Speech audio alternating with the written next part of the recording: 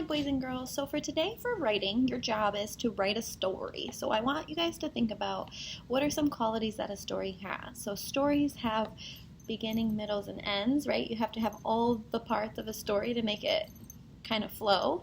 So today your job is you're going to be writing a story, pretending like a fictional story, so it can have fantasy qualities. Fiction means fake, so it's a fake story. It doesn't have to be a realistic fiction.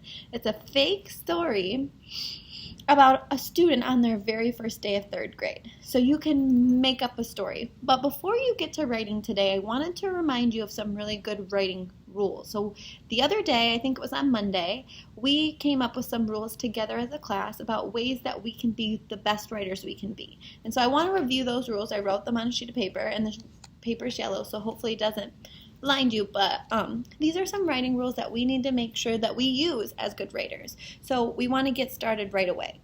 So today your goal is you're going to set your timer for 14 minutes. I'm guessing that some of you are going to need longer than 14 minutes, and that's great. If you need longer than 14 minutes, then give yourself enough time. Tell me that you built your writing stamina even longer, okay? So you're going to get started right away. That means you get your writer's notebook out, you have your pencil ready, you get your mind thinking about where your story is headed, you think about it for a minute, and then you begin writing. So that's what it means when you say get started right away. Then you're going to try to write the whole time. You're going to try to write for the whole time.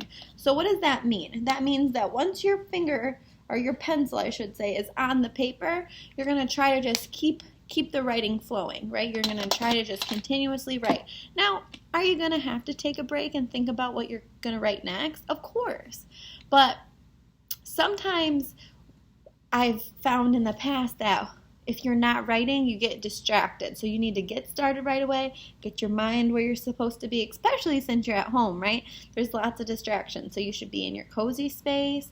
Your mind should be focused on writing. You're writing a fictional story about a third grader on their very first day of school. So you can make up anything, right? You can make up anything. Then, the next rule I want you guys to use while writing is you're going to use good writing techniques, which means complete sentences. So, last year in second grade, you worked on those. So, you start a sentence with a capital letter. You make sure you have finger spaces in between your words. You make sure that all your sight words that you know are spelled correctly. If you get to a word that you don't know how to spell, you sound it out. You sound it out. You don't say, Mom, Dad, I don't know how to spell this. You try to sound it out yourself. Then you make sure at the very end of your sentence you need a what? What tells you that you're done with your thought, you're done with your sentence, is a punctuation mark. So maybe if you're shouting, that's an exclamation mark. Maybe if it's just a normal sentence, that's a period. Okay? Maybe if you're asking a question, it's a question mark, but your sentence needs to have a punctuation mark at the end. So those are good writing techniques.